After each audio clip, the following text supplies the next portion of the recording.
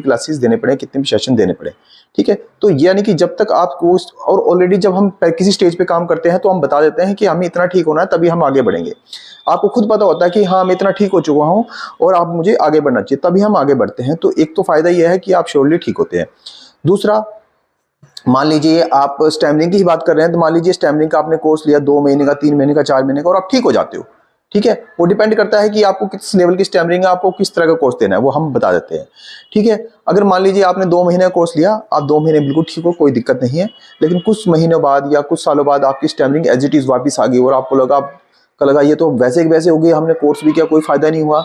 जबकि क्या होता है उसमें ना, हमें थोड़ी सी रिकवरी करनी होती है। कई बार क्या होता है, फैमिली बैकग्राउंड की वजह से, टेंशन होने की वजह से, बीमारी आने की वजह से, यानी कि कुल मिला के जब शरीर में कमजोरी आती है तो उस टाइमिंग कई बार वापस आ जाती है किसी न किसी कारण से।